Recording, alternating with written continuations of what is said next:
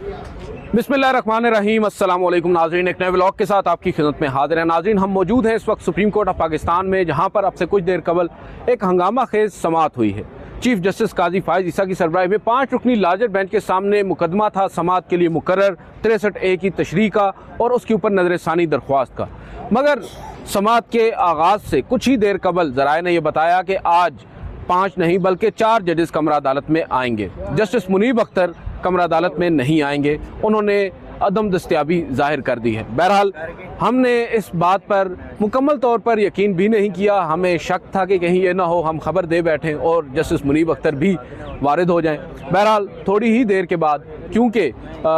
वक्त जो मुतय्यन था वो 11:30 था और तकरीबन जजेस साहिबान जो हैं वो 15 से 16 मिनट की ताख़ीर के बाद कमरा अदालत में आए। 5 कुर्सियाँ लगी थीं मगर 4 जजेस बैठे थे। जस्टिस काजी फायज़ ईसा की सरबराही में 4 रुकनी जो लार्जर बेंच है वो कमरा अदालत में मौजूद था। जो चीफ जस्टिस काजी फायज़ ईसा साहब की दाईं जानिब कुर्सी थी वो खाली पड़ी थी, जिस पर जस्टिस मुनीब अख्तर ने विराजमान होना था। थोड़ी देर चीफ जस्टिस काजी फायज़ ईसा साहब ने कुछ सवाल जवाब किए, कमरा अदालत में मौजूद रोस्टम पर खड़े कुछ वकला से सवालात किए। एडिशनल अटॉर्नी जनरल से पूछा कि आप यहाँ क्यों हैं, उन्होंने बताया कि अटॉर्नी जनरल साहब दस्तयाब नहीं हैं। फिर सुप्रीम कोर्ट बार एसोसिएशन के सदर भी वहाँ मौजूद थे, शहजाद शौकत, उनको बुलाया गया, उनसे पूछा गया और उन्होंने भी अपनी वजूहात बताई। उसके बाद जब थोड़े से मामलात ईज़ ऑन हुए तो चीफ जस्टिस काजी फायज़ ईसा ने उस ख़त का हवाला दिया जो जस्टिस मुनीब अख्तर की जानिब से रजिस्ट्रार सुप्रीम कोर्ट को आज ही भेजा गया। उस ख़त का पूरा मतन तो जनाब काजी फायज़ ईसा ने पढ़ने से गुरेज किया, मगर जो कंक्लूजन है, जो आखिरी 4 से 5 सतरें हैं, वो उन्होंने कमरा अदालत में पढ़ी, जिसमें वो सर फहरिस्त यही कह रहे हैं कि वो इस बेंच से रिक्यूज़ नहीं कर रहे, वो इस बेंच से अलहदा नहीं हो रहे, वो दस्तयाब भी हैं मगर अलहदा नहीं हो रहे। उन्होंने सवाल उठाया जो प्रैक्टिस एंड प्रोसीजर तरमीमी ऑर्डीनेंस है उसके ज़रिए जो कमेटी को असर-ए-नौ तश्कील दिया गया है, एक तो उस कमेटी की तश्कील के ऊपर उन्होंने सवाल उठाया और दूसरा उस 2 रुकनी कमेटी जिसने प्रैक्टिस एंड प्रोसीजर तरमीमी ऑर्डीनेंस के नतीजे में 9 लार्जर बेंचेस तश्कील दिए हैं, जिनमें से एक लार्जर बेंच वाहिद यही था जिसकी तारीख भी दी गई थी 63A की तशरीह का नज़र-ए-सानी। उन्होंने अपने उस ख़त में जो चीफ जस्टिस काजी फायज़ साहब ने पढ़ा कमरा अदालत में 3 सतरें, उसमें यही कहा गया कि तहफ़्फ़ुज़ात का इजहार कर रहे हैं जस्टिस मुनीब अख्तर अपने इस ख़त में बेंच की तश्कील के ऊपर। ताहम जस्टिस मुनीब अख्तर जो हैं वो कमरा अदालत में इसी वजह से नहीं आए। अब असूली तौर पर तो नाज़रीन अगर हम बात करें, मेरे सीनियर कुलीग्स भी थे यहाँ पर, हम उनसे भी बात कर रहे थे। जब मुझे ये खबर से वो मिली तो मैंने अपने कुछ सीनियर कुलीग्स से बात करने की कोशिश की, खालिद अजीम साहब हों, मतीउल्लाह जान साहब हों, जितने भी कुलीग्स थे, मैंने उनसे पूछा कि क्या हो सकता है अगर एक जज ना हो। तो मोस्टली की जो राय थी वो ये थी कि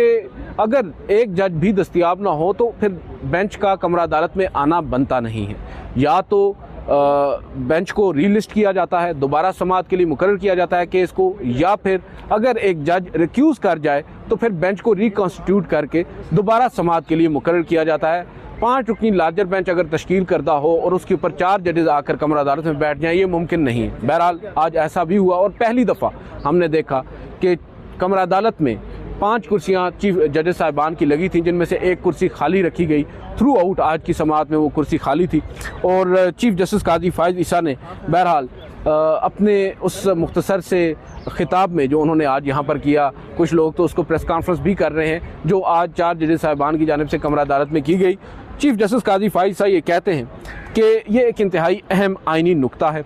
और 2.5 साल से ये नज़र-ए-सानी दरख्वास्त सुप्रीम कोर्ट में ज़ेर इल्तवा है, इसको समाअत के लिए मुकर्रर नहीं किया जा रहा, लिहाजा इस पर मज़ीद ताख़ीर नहीं की जा सकती। It affects the government in general, ये आम तौर पर जो हुकूमत है उसको भी इफ़ेक्ट करता है, ये इतना अहम हसास मामला है, लिहाजा इसमें ताख़ीर नहीं की जा सकती। हमें ये मालूम हुआ है कि जस्टिस मुनीब अख्तर, ये चीफ जस्टिस काजी फायज़ कह रहे हैं कि हमें मालूम हुआ है कि जस्टिस मुनीब अख्तर आज दस्तयाब थे,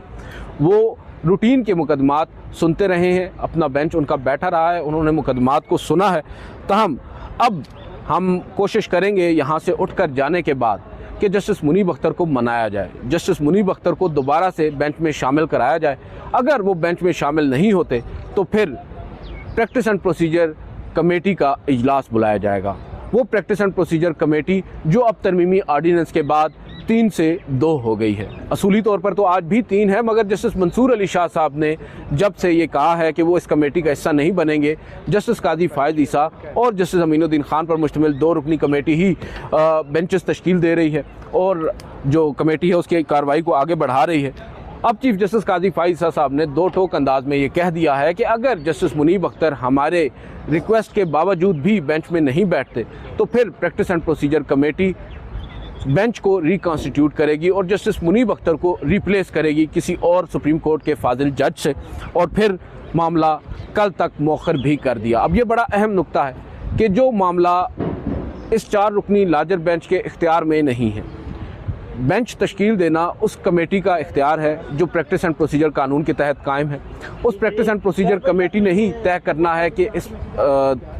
जो अहम आइनी मामला है या फिर नज़रसानी दरख्वास्त है, इस पर बेंच रिकॉन्स्टिट्यूट करना है या नहीं करना, और अगर करना है तो कौन सा बेंच रिकॉन्स्टिट्यूट करना है और उसको दोबारा समाअत के लिए मुकर्रर करना भी ये उस 3 रुकनी कमेटी का इख्तियार है। ये इस बेंच का या चीफ जस्टिस काजी फायद ईसा साहब का इख्तियार नहीं था। बहरहाल एक जानिब ये भी राय है, जैसा कि मखसूस नशिस्तों के केस में जस्टिस मंसूर अली शाह साहब की सरबराही में 3 रुकनी बेंच ने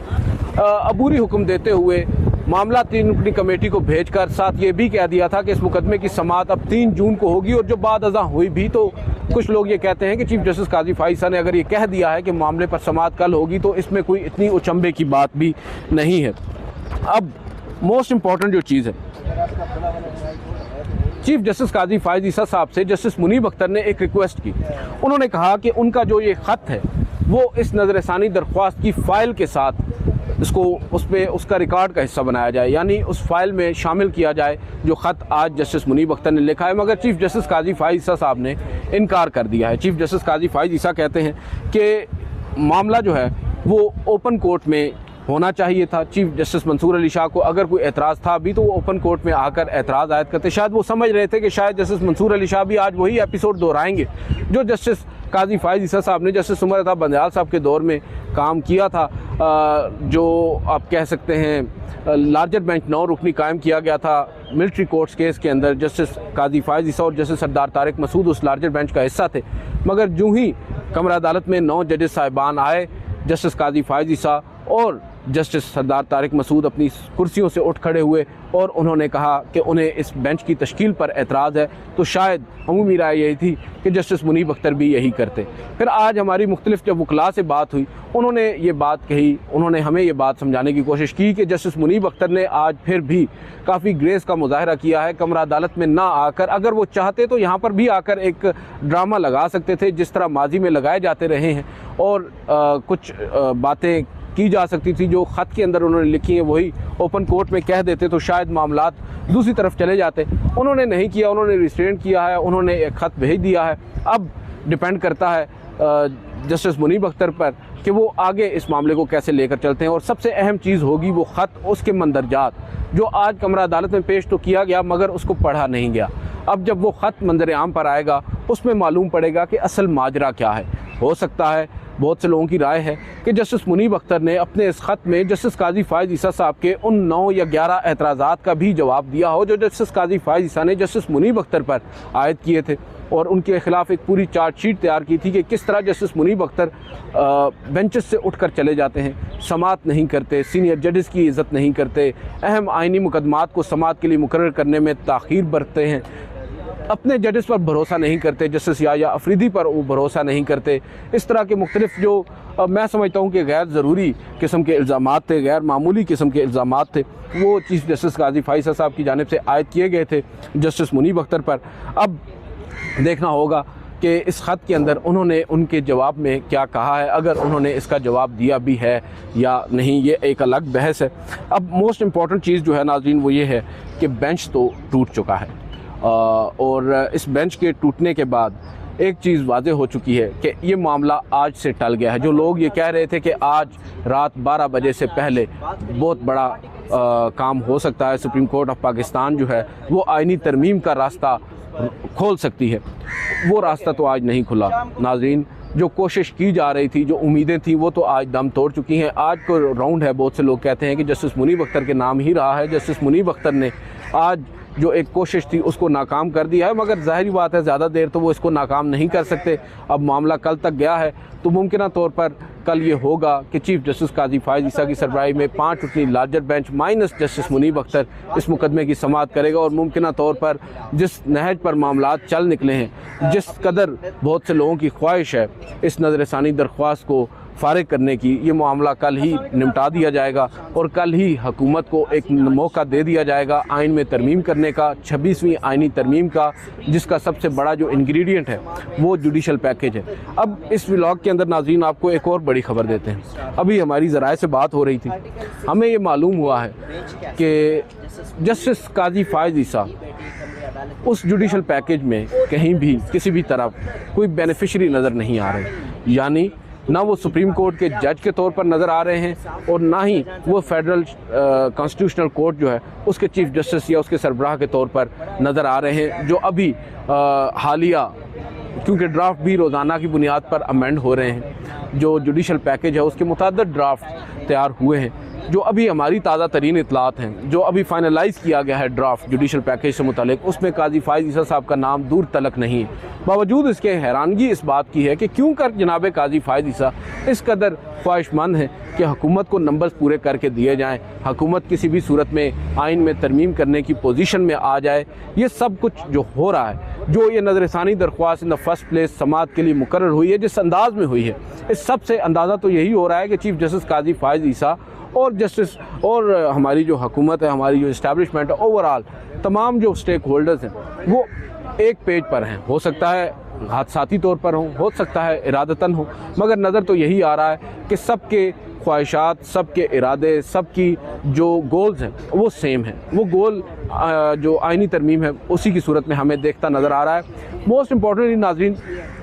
हम जब ये बात करते हैं तो लोग कहते हैं कि हम हेयर से पर बात कर रहे हैं। अब हेयर से इसके बाद कहाँ रह जाती है, जब आपने साल से एक मौक़िफ़ अपना रखा हो आर्डीनेंसेस के ऊपर, आपने साल से ये कह रखा हो कि भाई आर्डीनेंसेस जो हैं पार्लिमान की मौजूदगी में उनकी कोई वक़्त नहीं है और ये पार्लिमान को गैर मौसर करने के मुतरादिफ़ हैं। बावजूद इसके पार्लिमान की मौजूदगी में, भले वो पार्लिमान फॉर्म 47 का हो, उस पार्लिमान की मौजूदगी में अगर एक आर्डीनेंस पेश किया जाता है और उसको पास कर लिया जाता है और डायरेक्टली आपको एक ऐसा इख्तियार दे दिया जाता है जो आपकी ख्वाहिशात के ऐन मुताबिक हो और आप बाद अज़ां अपने ही उस असूल से पीछे हट जाएँ और उस आर्डीनेंस को उसकी तौसीक कर दें।